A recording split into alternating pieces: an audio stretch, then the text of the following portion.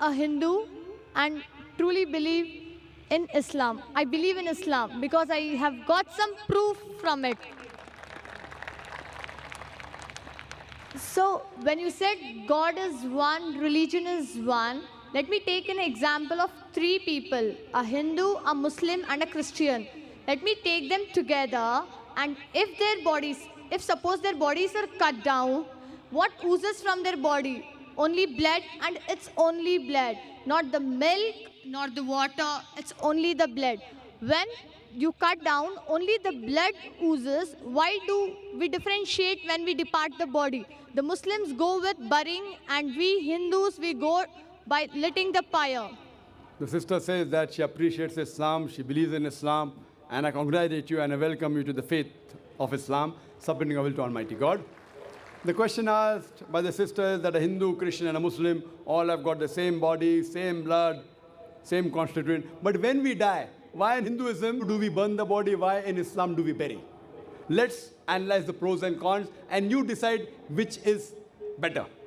In Hinduism, also they say you can bury the children, etc. But when you become an adult, most of the sects say you have to burn, you have to cremate. There are some sects which say you have to bury. But let's analyze the pros and cons between cremation, that is burning, and burial. If we analyze, in Islam, we have to bury. Why? Because today we have come to know that whatever constituents of the body is there, the earth, the soil, contains the same basic elements of the body in lesser or greater proportion. So from earth we come and to earth we return. Scientific. Comparison, point number one. In cremation, we burn the body, there is pollution. In Islam, when we bury, the land becomes fertile. There's no pollution, there's no burning. Point number two, when you burn, you chop down the trees. Greenery goes down. Environment is being uprooted. In Islam, when we bury, land becomes fertile, more trees grow. It becomes a manure. No chopping down of the trees. Better for the environment. You know, the government says, don't chop trees.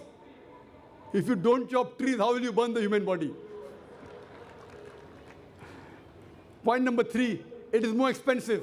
According to Indian statistics, every year, crores and crores and crores, hundreds and thousands of crores, every day crores of rupees are spent. Every year, hundreds of crores are being spent only on the trees and burning the body. In Islam, when we bury, it is cheap, free. Point number five, when we burn, the wood becomes charcoal, ashes. In Islam, once we bury in the land, the same land can be used after a few years. It is forever. You can recycle it. The same land, after a few years, when the bones get disintegrated, you can recycle. So logically and scientifically, if we analyze, it is more scientific, more humane, more better for burial as compared for cremation. Hope that answers the question, sister.